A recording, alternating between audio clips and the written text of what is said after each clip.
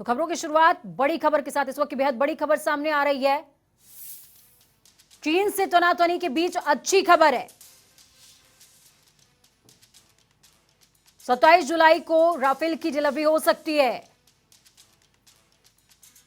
तो आपको बता दें, अंबाला एयरबेस पर ये 6 राफेल विमान उतरेंगे। 27 जुलाई को भारत पहुंचने की संभावना है इन राफेल्स की।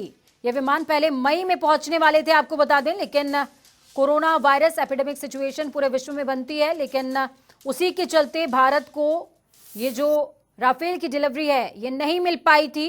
अब 27 जुलाई की तारीख सुनिश्चित हुई है। छोटे रनवे पर तेजी से उड़ान भरने में ये राफेल सक्षम है। राफेल की खासियत आपको दिखा रहे हैं। खतरनाक मिसाइल और गन से लैस है राफेल। राफेल परमाणु हमला करने में भी सक्षम है।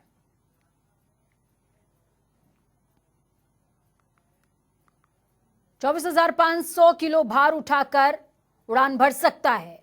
3,700 किलोमीटर तक मारक क्षमता है। फ्रांसीसी कंपनी दसॉल्ट एविएशन ने ये राफेल बनाया है।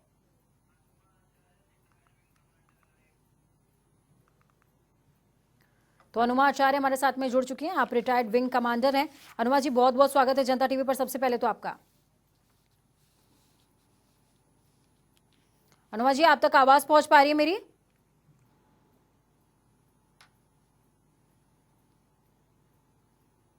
चलिए एक बार फिर से कोशिश करेंगे कि हमारे जो मेहमान जुड़े हैं उनसे हम बातचीत कर सकें।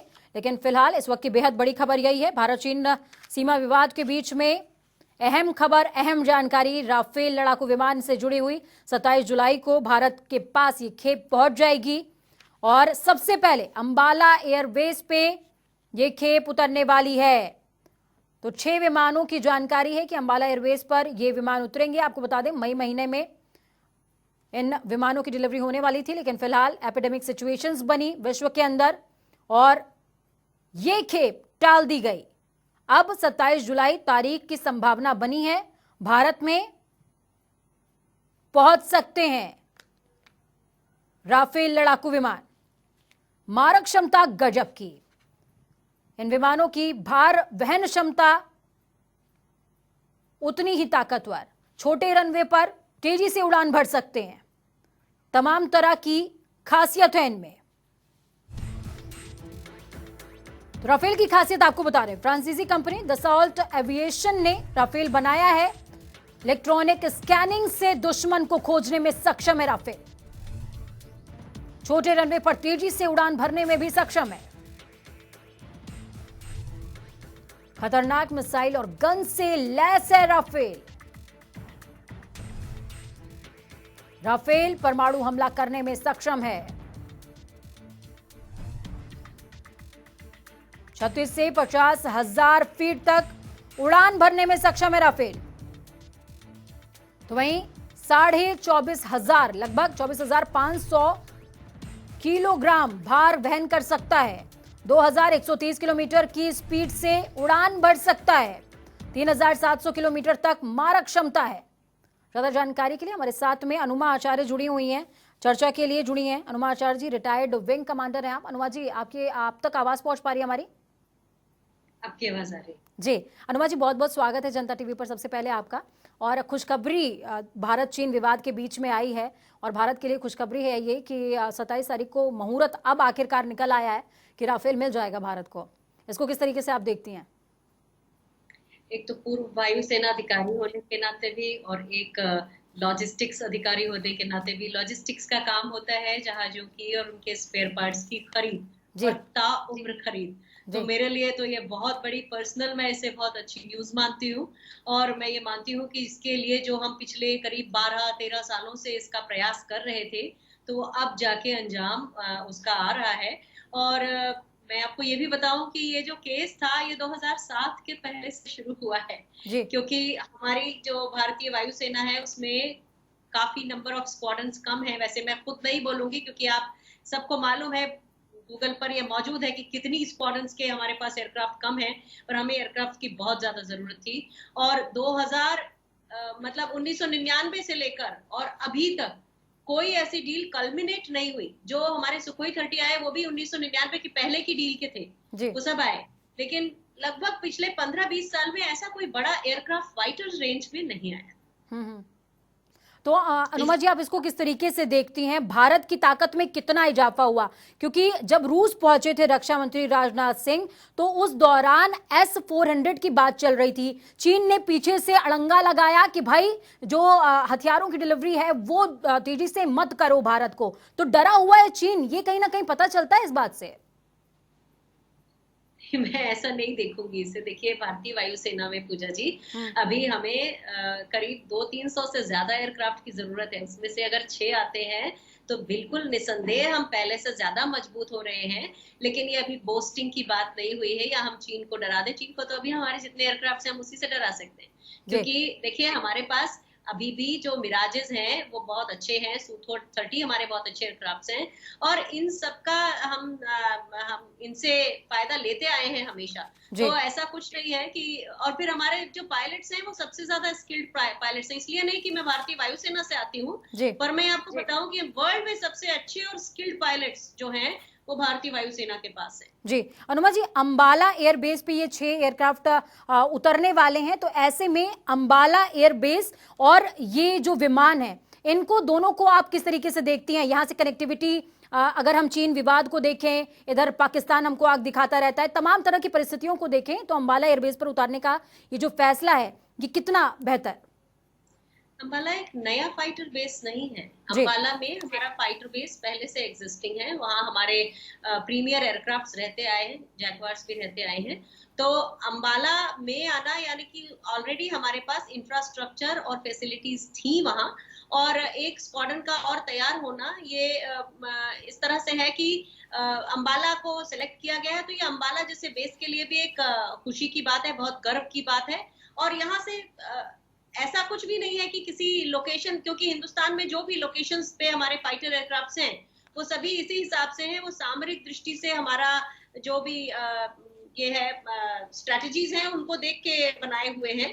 तो अंबाला पहले से ही फाइटर बेस है। ये और बात है कि अब वो सबसे प्रीमियर एयरक्राफ्ट का फाइटर बेस होने वाला है। जी अनुमा जी, आपसे बातचीत लगातार होती रहती है, जो खरीद हो रही है हथियारों की और जो सीमा विवाद होता है उसको लेकर के भी लगातार बातचीत होती रहती है। आपकी तरफ से लगातार आरोप लगाए जाते हैं कि भारत के अंदर जो राजनीतिक गतिविधियां हैं वो धीमी हैं अपेक्षाकृत सैन्य गतिविधियों के। तो क्या ऐसे में ये ना समझा जाए कि एक बार फिर से केंद्रीय मंत्री राजनाथ सिंह ने पहल करी है, उन्होंने फ्रांसीसी समकक्ष के जो फ्लोरेंस पारेल हैं उनसे टेलीफोन पर बातचीत करी, बातचीत करने के बाद ये सुनिश्चित हुआ कि भाई एपिडेमिक सिचुएशन है, इसके बावजूद हम आपको राफेल दे रहे हैं। बातचीत से ये संभव हो पाया?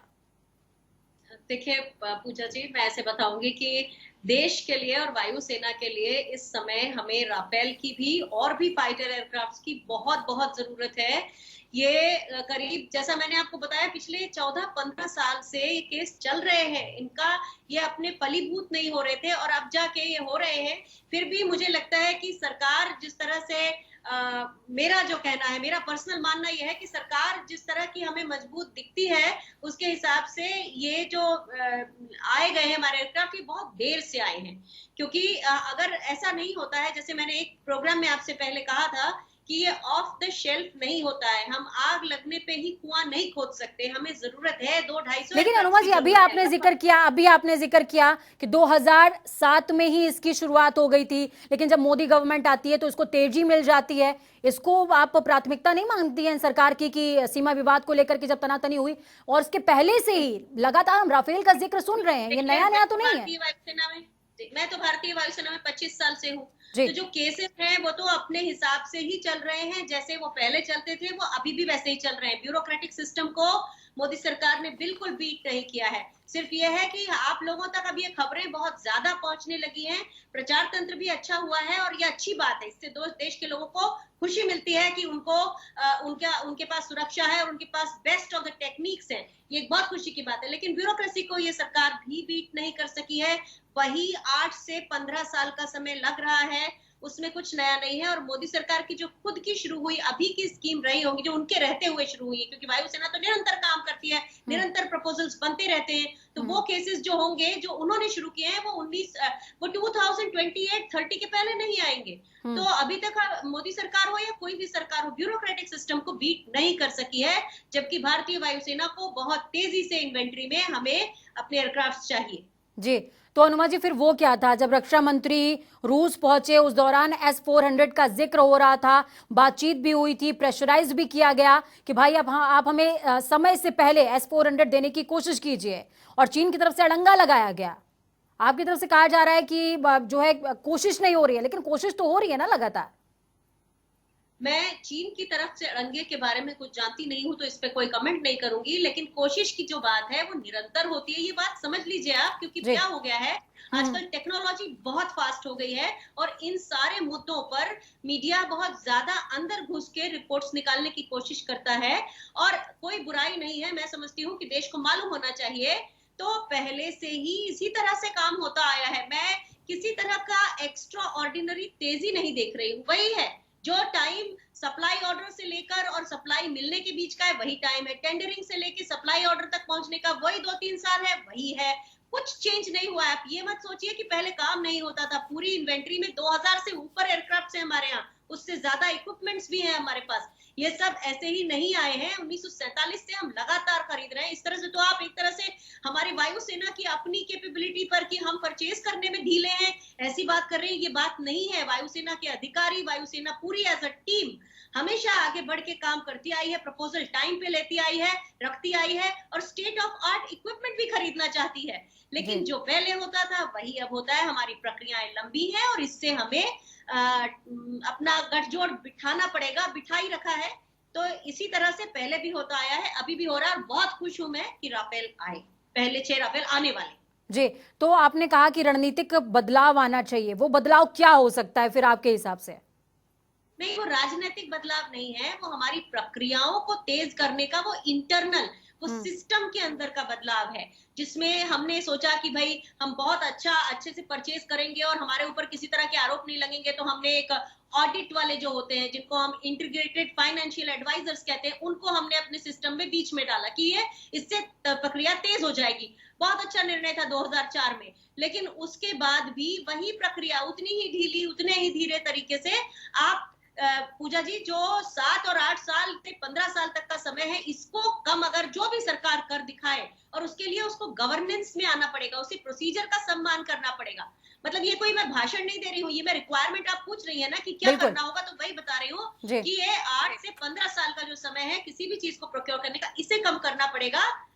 ये बहुत जरूरी है। चलिए, बहुत बहुत धन्यवाद अनुमा जी हमारे साथ जुड़ने के लिए, अहम जानकारी साझा करने के लिए, अहम चर्चा करने के लिए। तो देश के लिए खुशखबरी है, अनुमा आचार्य हमारे साथ में रिटायर्ड विंग कमांडर जुड़ी, जिन्होंने साफ तौर पर खुशी जाहिर करी है कि राफेल आ रहा है भारत। और एज अ विंग कमांडर रहते हुए भी मैं काफी खुश हूं, क्योंकि अपने करियर में मैंने लगातार देखा कि विमानों की कमी है और ये तेजी आई है। राफेल की जो खासियत है वो इस समय आपकी टीवी स्क्रीन पर चल रहा है, और यकीन मानिए वायुसेना की जो ताकत है इस राफेल के बाद जो है वो मारक हो जाएगी, बेहतरीन हो जाएगी।